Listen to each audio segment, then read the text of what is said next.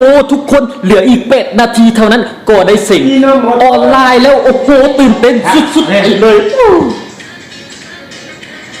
อิโนโมโตอิกาต้า enjoy channel โยเฮลโลทักทายสบายดีพ่อแม่พี่น้องกิ๊กสู้สาวแตกเหนือถึงใต้ตอนนี้พวกเขาหากะสิ่งออนไลน์แล้วเนาะโอ้ต่างคนเมื่อยตื่นเต้นตอนสิเสกแล้วแต่ว่าเสร็จแล้วก็โอ้ยโล่งใจข้างในเฮามาเบิ่งโสมหน้าผู้ที่ยืนนำเฮาเนาะมาเบิ่งมีเพนนะแต่ละคนโอ้ยเต้นใส่หลอดกัน ไปดินี่โอ้หัวนี่น่ะขนาดปัดจังเบิ่งเอาเบิ่งอะไรลิงคำตอบเล็กออกแรง เล็กออกเล็ก เล็กออกเลยเนี่ย ดูดินี่ก็ส่งแล้วหรอส่งแล้วตอนนี้น่ะเฮาก็ยืนอยู่ห้านเป็ดแก้วเนาะเป็นห้านของพระเนาะเราสิเข้ามาเป็นสปอนเซอร์เฮาในตอนหน้านี่แหละเนาะแล้วก็มีนักธุรกิจมาอยู่นำเฮาเราก็สิร่วมเป็นสปอนเซอร์ในซองเฮาอีกแชมพู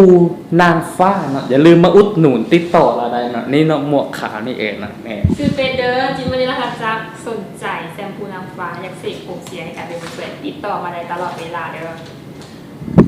อย่าลืมติดต่อไปเลยในเฟซของเราโฆษณาเข้าแล้วซองแล้วโฆษณาเข้าเรียบร้อยแล้วนะเปลี่ยนผมเสียให้เป็นผมใสต้องแชมพูจริงๆเลย จริงเลยไปเลยทั้งวันโอ้浪费时间就是浪费生命ข้อ2กับข้อ3แล้วเอาเขียนลงเลยหรือว่ามีแต่ข้อ2มีแต่ข้อ2เอ้าเจ้าของลงไปโอ้เช็ดอีหลีเลยถ้าบทตลกเลยใครรู้30ได้อยู่มันได้อยู่มันเซฟให้โอ้เกือบแบบเขียนอยู่ผ่านกันนะมันแค่กลับกินมาคือกันโอ้ใหญ่จังเลยนี่ไอ้หน่อย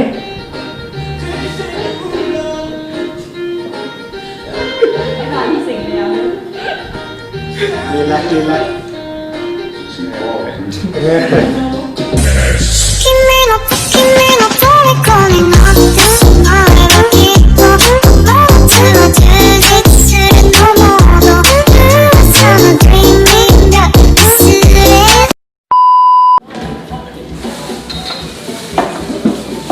ตอนนี้กำลังเฮ็ดจุ่มกินก็ไม่พี่น้องเลย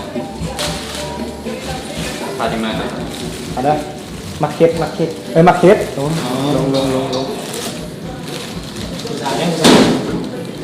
สบายดีล้างเฮ็ดอัน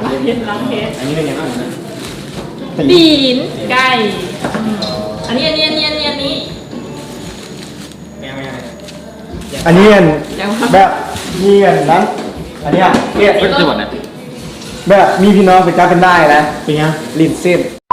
โอ้แนวนั้นได้หน่อยนี่ก็จ้าเลยน้ำแดงวะAnd his name is John C.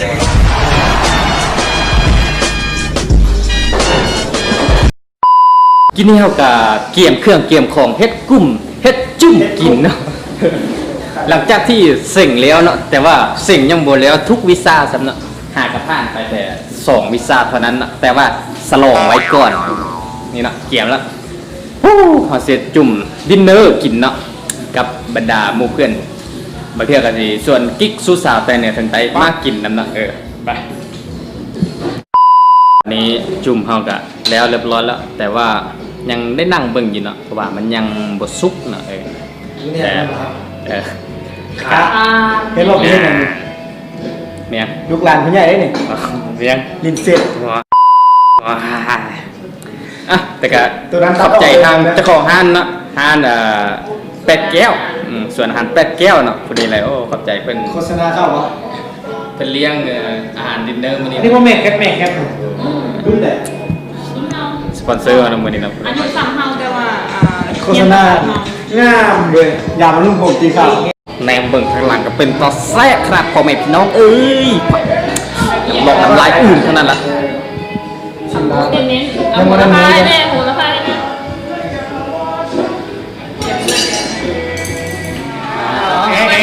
โมเดลมีเดียนะโมเดลมีเดียนะทานของพวกเขาเลยเนาะถ้าสมมติเจ้าอยู่เวียงเจ้าขี่ลงมาทางหนุ่มโด่งเนาะทางหนุ่มโด่งแล้วเจ้าขี่เลี้ยวมาทางไปบอกย่าผมบอกคัดจอนเลยคัดบอบื้อส่วนเจ้าอยู่ในนาแขกเนาะอยู่แถวบ้านซักยาวผมบอกยาวผมเอาไกลก็หันเนาะ เวลาสอนแล้วเราสอนเบอร์ บ่เจ้าอยู่วงเวียนรักสองเนาะวงเวียนรักสองเจ้าขี่ลงมาเลยตามทางเส้นใหญ่ไงแหละขี่ลงมาทางแคมป์ของแล้วเจ้าจะเห็น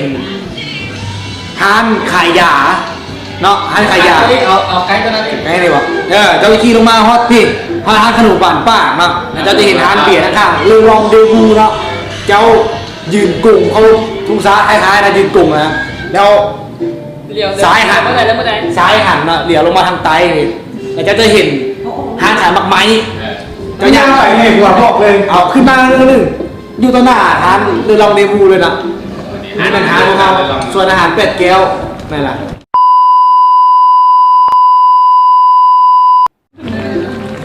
นี่ผักเน้นๆนี่ตีนไก่เน้นๆฮอทดอกเน้น ใส่ขนาดเลย พูดไม่เอาชิ้นหมูลงเลย ๆนี่เอาลงแล้วไก่ผักอะไรกันเรียกเอาเลยสีไก่เนี่ยเลยโอ้ยเห็นก้อนซีนหรอกครับไม่กินนกเลยกินอันนี้ก็เพราะมักแต่ว่ากินไปเรื่อยๆแล้วมันกามมันเกิดมันกาม ตัวไหน ก็ยังคิดแบบโดนมันอีกอย่างแบบว่า รู้สัญหามึงมันยังกิน แต่เป็ดเงื่อนค่ะนะ ดีแล้วขับรถทู ไก่ฮ้อน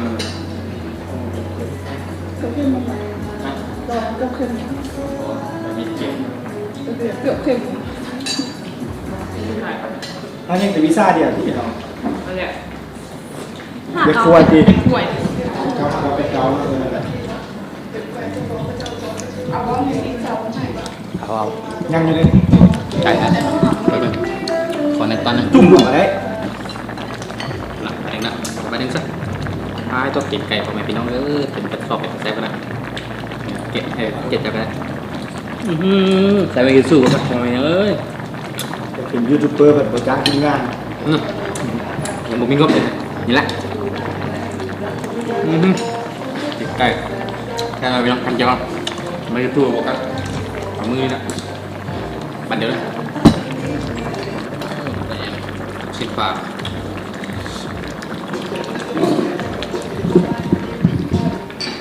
10 บาทครับมาใหม่เนาะเราหากันเลิกเนียนว่าจะได้นุ่งเสื้อขาวอยู่ทำไมพี่น้องเนี่ย โอ้สมอซอละ ละมาเป็นมาสอบ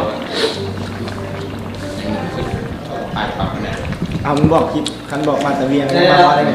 มึงลองเอาอันคลิปตัวนั้นดูคลิปพูดเป็นดาวมึงดู ยิ้มเลยติดใกล้ก็ได้จี้ คลัมที่บอก บอสสลักกิจไก่มักเนี่ยหัน ใกล้ ไอ้ ล กิ ง จปีกมักบินเลย แกลงของเจ้าไงลง สมูก็ไม่พี่น้องขอบใจ มองคืนคักมึงคืน ไปใส่ โอ้กับชิ้นรถกับชิ้นแค่เลย เรื่อยทะลุ ไปคำนึงสักสิหมูจุ่มสินหมู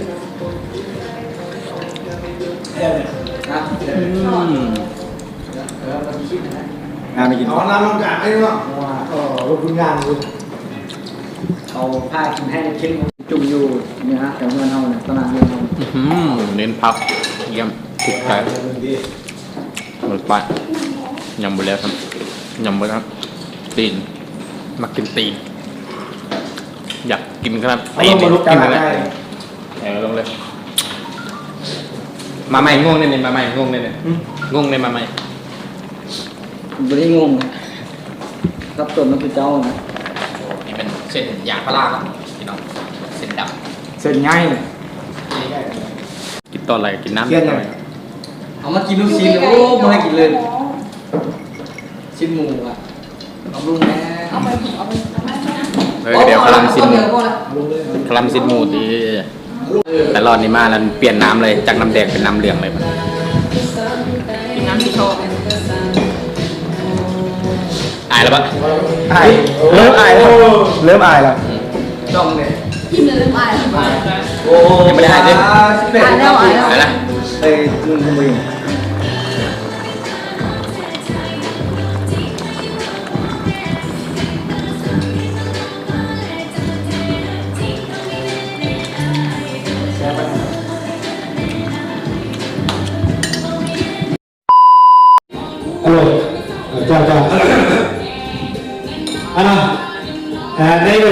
โอกาสวันนี้ก็ขอให้เชิญท่านแสนสองด้วยเองเนาะท่านอุดมเทพดาเนาะพร้อมด้วยภรรยาในตัวของท่านเองบ้างขึ้นประกอบกายต่อหน้าเวทีเนาะให้หลายท่านแก่เป็นเกียรติและสักกีงานแก่ผู้สูงวัยเนาะขอเชิญทุกท่านเอาต่อไปเราทุกท่านลงต่อลงจอกเดินนะลงจอกเดินนะขอเชิญ